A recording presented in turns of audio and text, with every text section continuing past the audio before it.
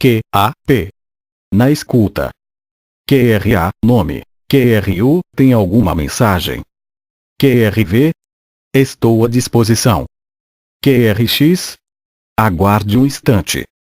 QSL? Entendido, ok. QSJ? Dinheiro. QTA? Mensagem cancelada. QTC?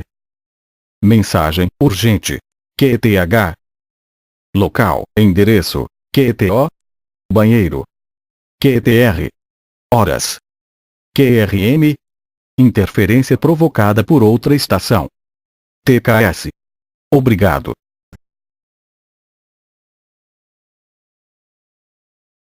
Bom, então mais uma vez vamos começar pelo começo. A letra A, que corresponde ao fonema alfa. Nesse caso, a particularidade que a gente tem que ver, na verdade, não é a pronúncia em si, mas sim a escrita desse fonema.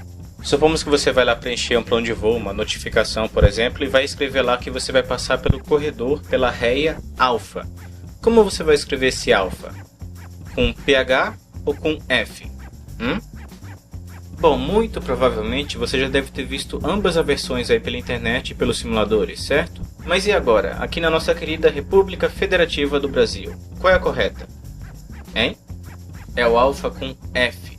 E eu aproveito para dar dicas, sempre que você quiser confirmar alguma dúvida desse, digamos, gênero técnico, basta você ir lá no ICA 112, que é um PDF das regras do ar e serviço de tráfego aéreo que está lá no site da FAB. E como sempre o link para esse PDF vai estar aí na descrição do vídeo logo abaixo.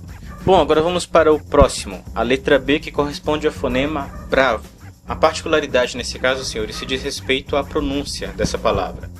Pois algumas pessoas tendem a puxar a pronúncia para o lado inglês da força. Então às vezes a pessoa pronuncia na fonia bravo ou alguma coisa assim. Então nesse caso, pessoal, não é necessário. Como você está voando aqui no Brasil, você pode pronunciar normalmente com a pronúncia da língua portuguesa, falando apenas bravo, certo? Então vamos para a próxima, a letra C, que corresponde ao fonema Charlie. Então, como vocês podem ver, esse é o caso oposto ao fonema bravo. Nesse caso, você tem que utilizar um pouquinho do sotaque inglês. Você não vai falar Charlie ou Charles, como eu já escutei por aí na fonia. Você vai pronunciar Charlie, como se tivesse um T na frente. Partindo para o próximo, o D, que corresponde ao fonema delta. Nesse não tem nenhum segredo, é único e simplesmente delta. Então vamos partir para o próximo, a letra E, que corresponde ao fonema que se escreve desse jeito. Na sala de teórico de piloto privado é um show de pronúncia quando se trata desse fonema. Eu já ouvi por aí eixo, echo, echo e outras coisas do gênero, mas nesse caso a pronúncia correta é eco, como aquele carro lá, o EcoSport, sabe?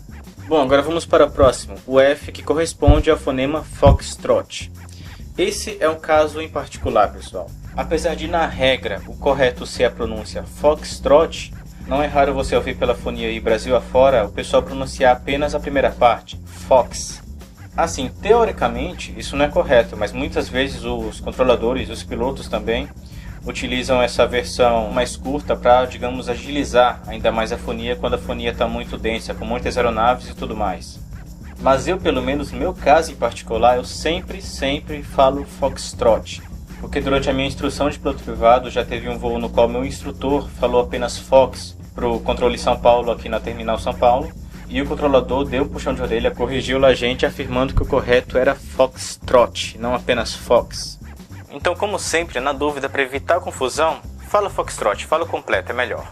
Bom, partindo para a próxima, nós temos o G, que corresponde ao fonema golf, e também nesse não tem nenhum segredo. Indo para o próximo, a letra H, que corresponde ao fonema hotel. Nesse caso você também tem que esquecer o sotaque americano e britânico, não é hotel ou hotel, é hotel, pelo menos aqui no Brasil. E indo para o próximo nós temos a letra I, que corresponde ao fonema Índia. E agora vamos para mais um fonema especial, a letra J, que corresponde ao fonema Juliet.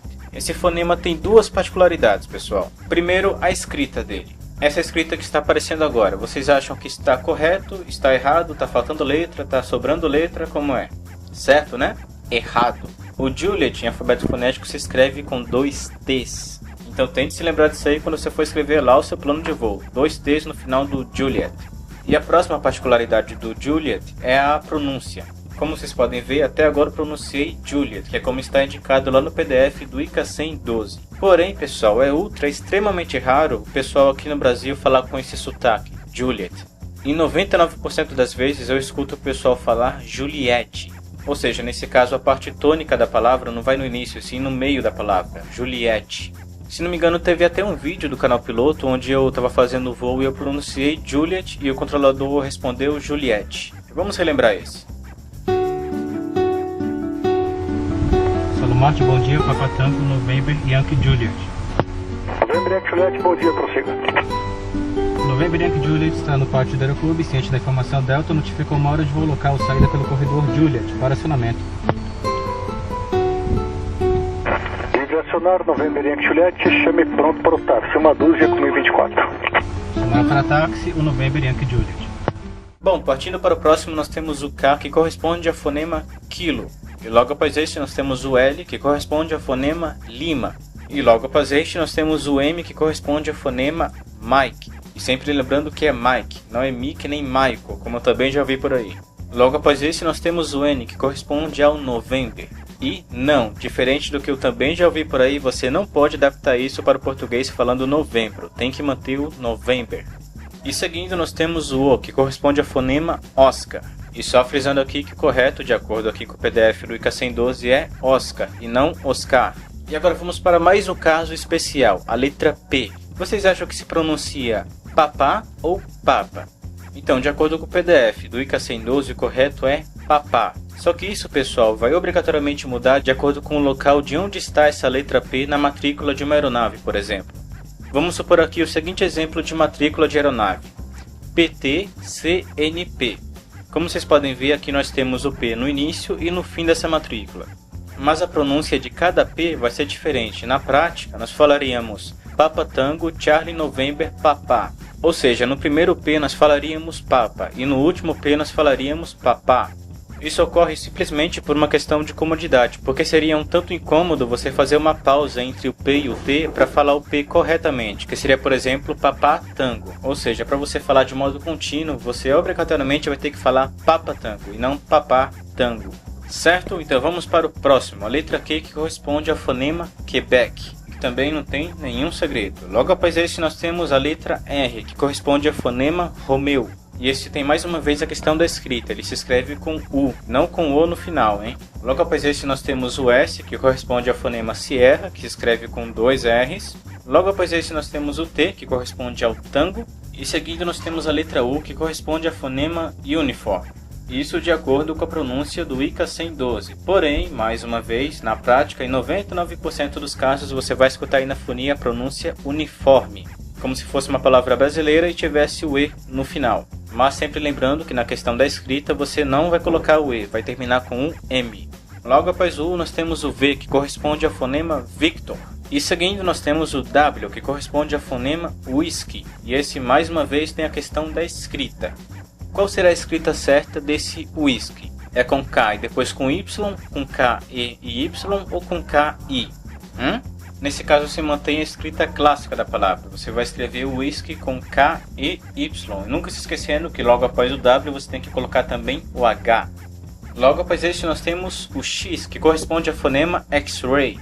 E nesse, diferente de alguns, você vai ter que manter a pronúncia da terra do tio Sam. Vai ter que falar X-ray e não X-ray ou muito menos raio-X. E durante a escrita nunca se esqueça do tracinho entre o X e o R. E por penúltimo nós temos o Y, que corresponde ao fonema Yankee. No fonema em si não tem nenhum segredo, mas na escrita sempre se lembre de colocar os 2 E's no final.